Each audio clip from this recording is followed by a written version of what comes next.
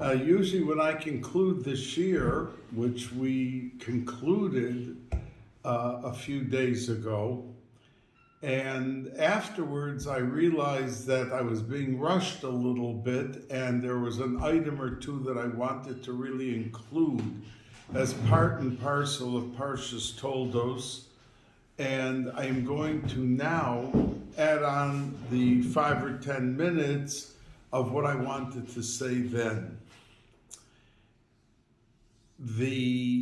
When Yaakov came into Yitzchak, Yitzchak said that he re'ei reach beni kereach hasoda asher be'erecho Hashem. Rashi says Zeus de hatapuchim. It's a reference. It doesn't say Zeus de hasoda shel tapuchim, that he smelled like an apple orchard. He smelled like that apple orchard. And what was he referring to? That in Shemayim we know that there is such a thing as an apple orchard, and we sing it Shabbos when we say Dachakal Tapuchen Kadishin, a holy apple orchard. And we mention it many times in the Zmiris. And what is it? There's an apple orchard in Shemayim that the Shefa Rav comes from. That is the reason that on Rosh Hashanah we take an apple to dip in the honey, and not a pear and not an orange, even though they are a borei peri ha'etz also. But because we want to take something here down in Olam Hazeh that corresponds directly to that Sdei Tapuchim, we take what's called tapuach, apple, here in this world, and that's what we dip into the honey. And Yidden have been doing it for 3,000 years all over the world, New Zealand, Alaska, everywhere, an apple, not anything else. Now, they do other things in addition, but that is the item that we make the Borei Pri Ha'etz on, that we dip into. Now, when the pasuk says Vayorach es reach begodov, that he smelled on his clothes, begodov, his clothes, and he said it's just like the apple orchard in Shemayim, that this is interesting that you are like this. He thought it was Esav. And Esav comes to the Sdei Tapuchim of Shemayim. But the Medrash says that when the word says begodov, his clothes, that the Medrash says the same letters spell boigdov, the traders. And what is the Medrash referring to? The Medrash continues to say that when the Romans came in to destroy the Bais Hamikdash, they made an announcement that anyone who can show them, when they take over Yerushalayim and Nebuch, the Harabayas, that there were many tunnels and areas that did not meet the eye, and they didn't know where it was. So they made an announcement that anyone who can show us all of the tunnels, we will allow him to choose anything he wants in the Beis HaMikdash and take it home as his own personal, private gift. And the whole Klal Yisrael, they couldn't get one person until one man named Yosef Mishisa stood up and he said, "Oh, I'm ready to take you in and show you." And that's what the Medrash says, that Yitzchak Avinu, when he smelled begod of the clothes, he also smelled boigd of the trader, meaning Yosef Mishisa, that when there's going to be Churban Beis HaMikdash in another 1,800 years from the time that Yitzchak lived, that there's going to be a trader, and he's going to be the one to show the Romans where everything is. So interestingly, the Ponevezher Rav Zecher Tzadik Livracha, when he said over this medrash, he asked a question. He first finished the medrash, because the medrash says that he took them into the Harabais, and he was showing them all the secret tunnels. And at the end, they said to him, okay, we promise you could take whatever you want. Go pick something. And he picked the menorah. And the Romans, the Goyim, said to him, Ein darko shel hedyet bekach. That this is too holy. The menorah, you're going to take it and put it in your living room. The menorah from the Bais Hamikdash, this is not for you. Go pick something else. And he went in and he took whatever he wanted. And he went home. The next day, the Romans wanted him to continue because there was still more to see. And he refused. And they said, we'll give you 3 years of all the taxes of Eretz Yisrael, which was billions, and billions. It'll be yours, but just take a sin and show. And he said, no. And the medrash is very graphic that they tortured him and until he died.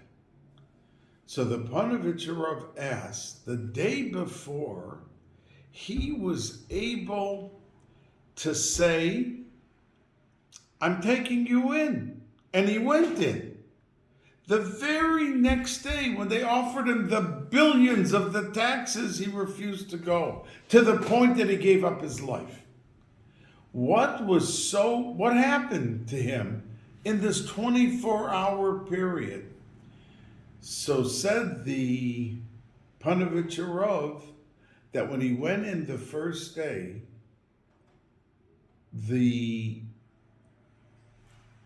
ruach of what was in there, the divine presence, the kedusha, was so overwhelming and so overpowering that he couldn't bring himself to go the next day back in.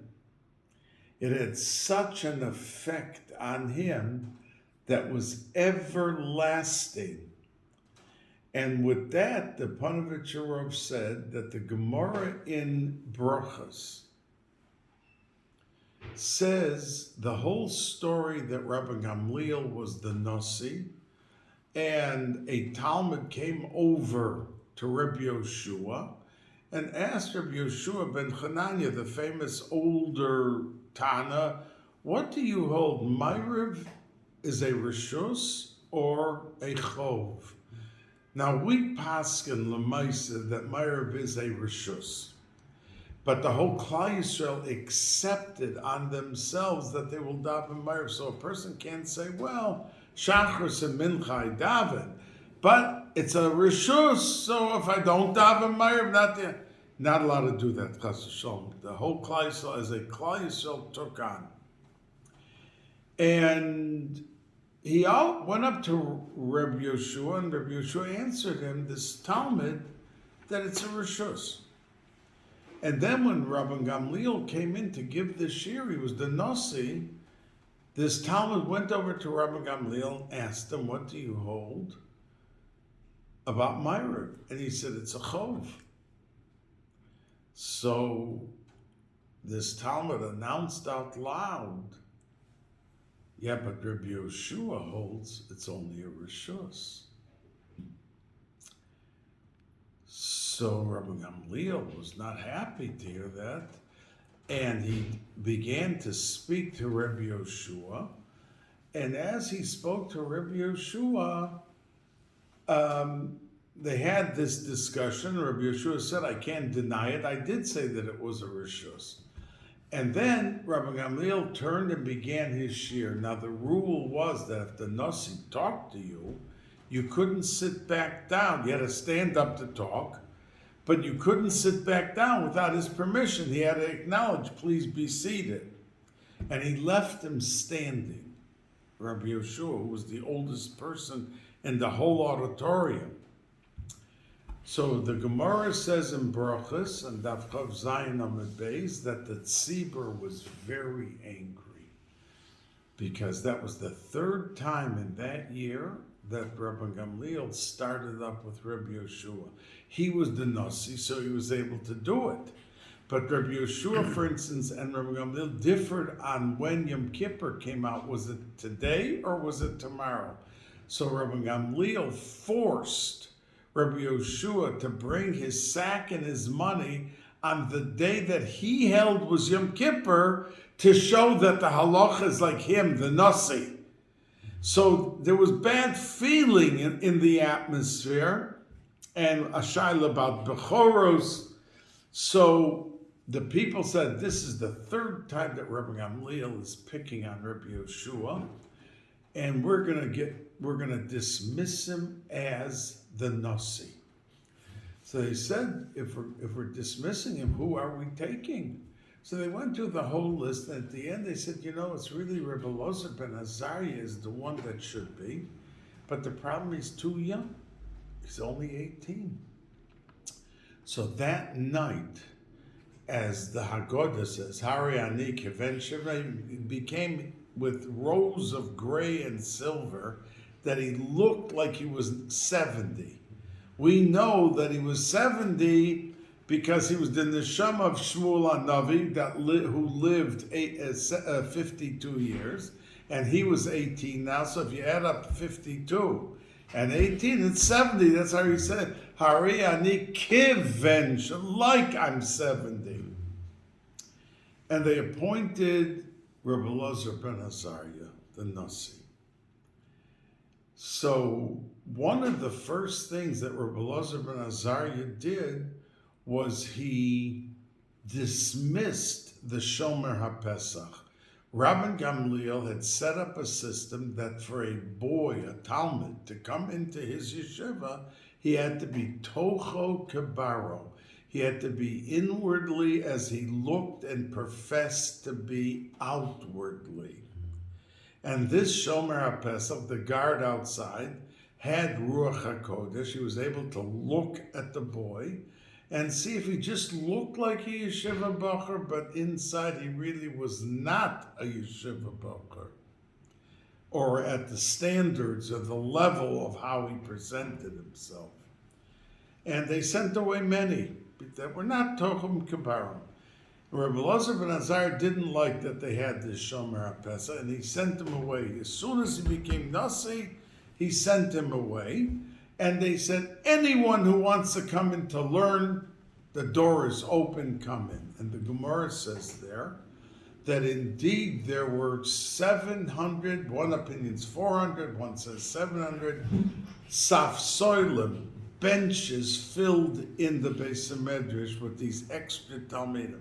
Now, a tzafsel could seat maybe 10 people.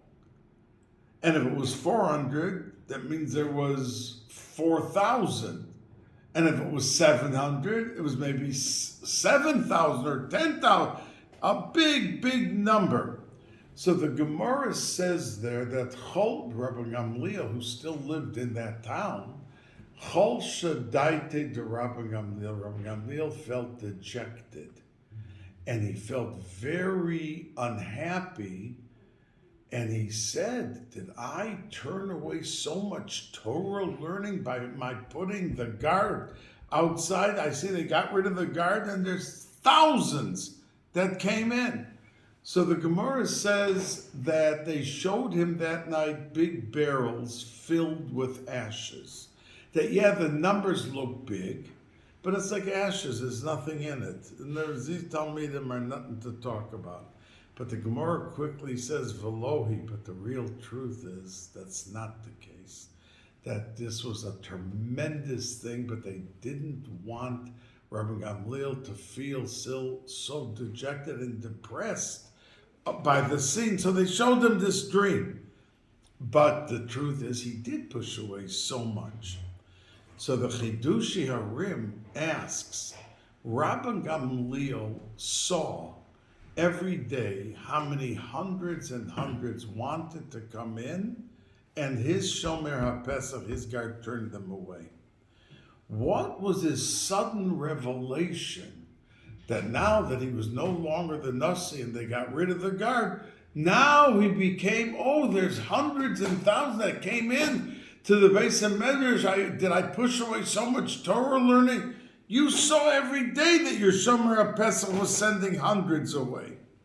So the Chidushei HaRim answers and says that Rabbi Gamliel held that if somebody was not Tochel Kabaro and he came into the Bais Medrash, it would take him years to work on himself, to become Tochel Kabaro.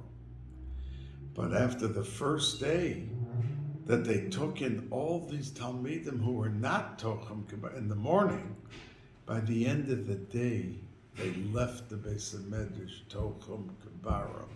They left the Bais Medrash transformed into new people. And that's why Rabbi Gamliel was so down. He said, because I thought it would take years to transform them, and I see in one day. And that's what the Panovich Rov explained with that Chidushei HaRim. Because the influence and the impact of the Bais Medrash was so intense that it transformed them. And that's what happened to Yosef Mishisa. The question we asked, why in one day he changed and he gave up his life the next day? The first day he did it gladly. But after he spent the whole day inside, he became transformed completely by the Kedusha, by the Tahara, by the spirituality, and he became a new man, and he was ready the next day to even give up his life as he did, to be able not to go back in and abuse the Kedusha and the atmosphere of the Beis HaMikdash. So I thought it was worthy of coming back and extending our video a little bit to share that Chidushei HaRim and Panovich Rov with you. May we open our hearts and allow all the good places that we are, our Batei Midrashim and our shuls and our schools, and when we're by tzaddikim, to open our hearts to let that overflowing luster and glow enter into the essence of our very being and affect us with open hearts and wide open arms to receive that Kedusha. Good night.